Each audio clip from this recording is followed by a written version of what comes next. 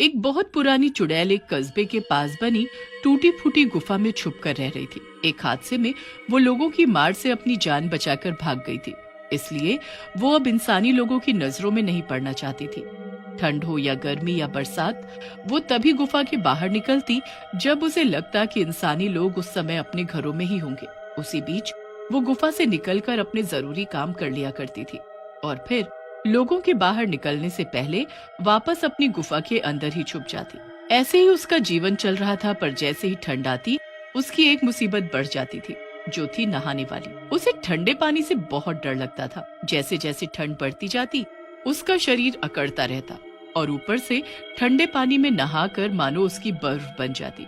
वैसे तो वो रोज सुबह 3 बजे उठकर पास के कुएं पर जाकर नहा लिया करती थी और इससे पहले कि कोई इंसान वहां उसे देख ले वो झटपट नहाकर अपनी गुफा में आ जाती। पर क्योंकि अब सर्दियां आ गई थी तो उसके लिए मुसीबत आ गई थी।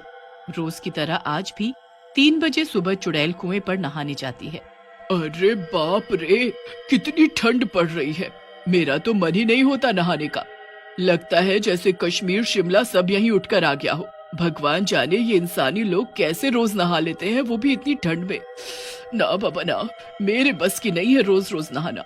अब तो मेरा नहाने का मुहूर्त तभी निकलेगा जिस दिन धूप आएगी या फिर सीधा गर्मियां आएंगी तब। चुड़ैल नहाने के लिए कुएं के पास गई तो थी और उसने एक बाल्टी भरकर पानी भी निकाल लिया था, पर जैसे ही उसने ठंडे पानी से भरी बाल्टी में अपनी एक उंगली डुबोई, उसकी सिट्टी पिट्टी गुल हो गई। आज फिर वो बिना नहाए ही वापस अपनी गुफा में आ गई और ठंड से कुरकुराती हुई वापस अपनी रजाई में घुसकर सो गई। धूप सर पर चढ़ाती है। दोपहर के 12 बज जाते हैं। तब चुड़ैल की नींद भूख से खुलती है। अरे वाह, ये ठंड के मौसम में सौंधी सौंधी धूप की किरणें, कितना अच्छा लग रहा है। काश की सुबह नहाने के वक्त भी धूप ऐसी ही रहा करे, पर ये तो हो ही नहीं सकता ना, क्योंकि सूरज तो अपने समय से ही निकलेगा और इस समय मैं बाहर जा नहीं सकती। ऊपर से भूख भी बहुत लग रही है। चलो कुछ खा लेती हूँ पहले। फिर चुड़ैल कुछ फल खाकर अपनी भूख शांत करती है और रात होने का इंतजार करने लगती है। क्या करूं, मैं तो बोर होने लगी हूँ। रोज के रोज पूरा दिन गुफा में घुसे रहो। अब तो जब रात होगी और लोग अपने अपने घरों में सो रहे होंगे तभी मेरा बाहर जाना हो सकता है। इधर चिंटू की मम्मी चिंटू को 1 घंटे से आवाज लगा रही थी। अरे चिंटू, कब से पानी गर्म हो रहा है, आके नहा ले अब तो, या पूरा हफ्ता ऐसे ही निकालना है बिना नहाए। भगवान जाने कौन से ऐसे कर्म किए थे मैंने जो ऐसी निकम्मी औलाद मिली मुझे। अरे मम्मी, क्यों चीख रही हो? अभी 5 दिन ही तो हुए हैं बिना नहाए हुए। संडे तो नहीं आया ना वापस? नहा लूंगा मैं हफ्ता पूरा होने से पहले। इतना कहकर वो वापस अपने कमरे में रजाई में घुसकर फोन चलाने लगता है। फिर रात को, चलो अब तो 11 बज ही गए हैं। वैसे भी ठंड में इतनी देर कौन बाहर रहेगा अपनी कुल्फी जमाने को। चल के अब थोड़ा बाहर का नजारा देखा जाए। भूख भी तो मिटानी है अपनी, वरना फिर कल पूरा दिन गुफा में रहना पड़ेगा और वही फल घास फूस खाकर गुजर बसर करना पड़ेगा। छुपती छुपाती लोगों की नजरों से चुड़ैल सुनसान सड़क पर शिकार का इंतजार करने लगती है। वो देखती है कि एक साइकिल पर कोई जा रहा होता है। सर काला खटिया जाड़ा लगे, सर काला खटिया जाड़ा लगे, जाड़े में बलमा प्यारा लगे। हाय हाय, सर काला खटिया जाड़ा लगे। तभी चुड़ैल उसके सामने आ जाती है। ओहो, खटिया सरकानी है। चल आजा सरकाते हैं खटिया दोनों साथ में। और कहकर वो साइकिल वाले के चीथड़े चीथड़े कर देती है और उसका सारा खून पी जाती है और उसका मांस खाकर अपनी भूख मिटाती है। आह, कुछ तो गर्माहट आई और पेट भी भर गया। अब यहाँ ज्यादा देर रुकना सही नहीं, किसी ने देख लिया तो लेने के देने पड़ जाएंगे। और तुरंत चुड़ैल वहाँ से रफू चक्कर हो जाती है। फिर सुबह के 3 बजते हैं और चुड़ैल जैसे तैसे हिम्मत करके कुएं पर नहाने जाती है, पर ठंडे ठंडे पानी को छूते ही उसका इरादा फिर बदल जाता है और वो बिना नहाए फिर से वापस आ जाती है। इसी तरह 1 महीना निकल गया। अरे अरे, इतनी खुजली क्यों हो रही है मुझे? ऐसा तो मैंने कुछ नहीं खाया कि मुझे एलर्जी हो जाए। कहीं ऐसा तो नहीं मैंने किसी खुजली वाले इंसान को अपना शिकार बना लिया हो। उसके खून की वजह से मुझे खुजली की एलर्जी हो गई हो। नहीं नहीं, ऐसे में मैं कहाँ जाऊंगी, डॉक्टर पर जा नहीं सकती और दवाई मुझे पता नहीं है, क्या करूं। हाय राम, खुजा खुजा के हालत खराब हुए जा रही है। 1 महीना हो गया था चुड़ैल को बिना नहाए, जिसकी वजह से उसके पूरे शरीर पर खुजली होने लगी थी।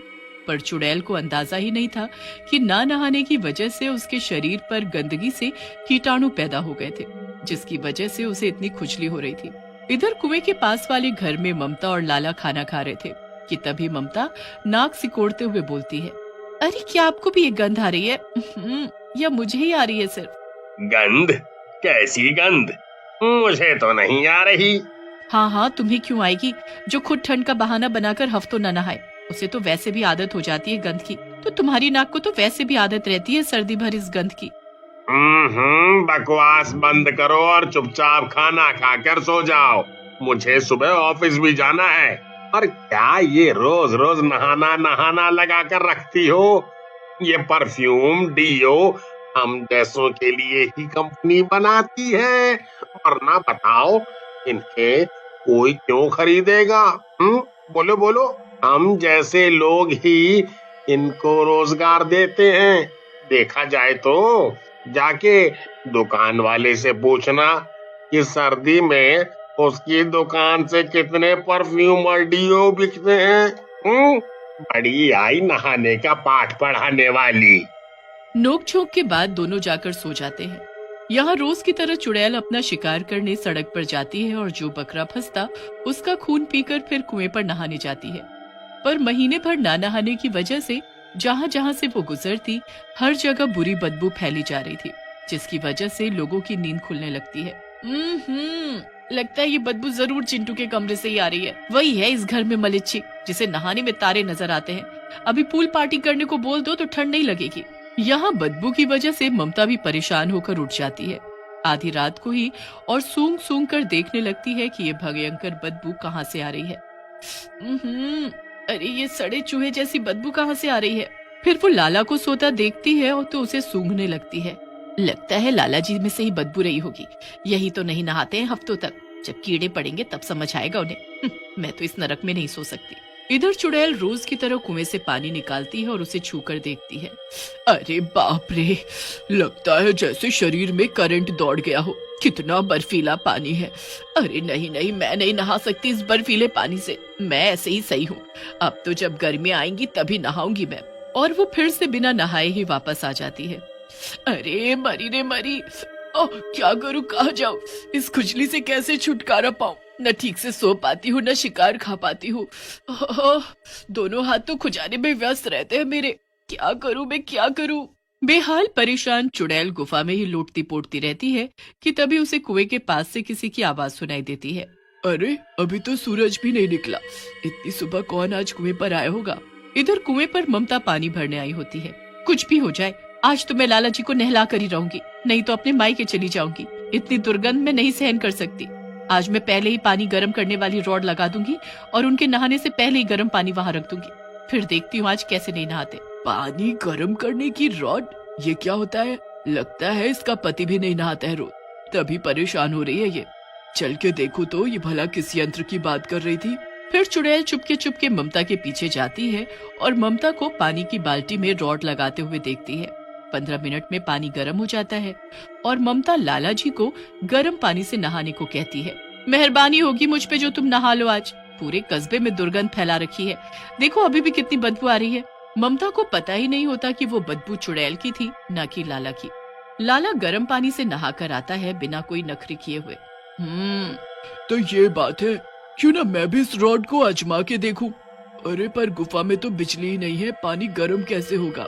फिर चुड़ैल किसी तरह ममता के घर में ही उसी रॉड से पानी गर्म करती है और गर्म पानी की बाल्टी लेकर गुफा में आ जाती है। फिर गुफा के अंदर ही नहाती है। अरे वाह, आज तो सच में मजा आ गया। ये कैसा यंत्र है इंसानी लोगों के पास, जिससे ठंड में भी नहाने पर गर्मी वाले मजे।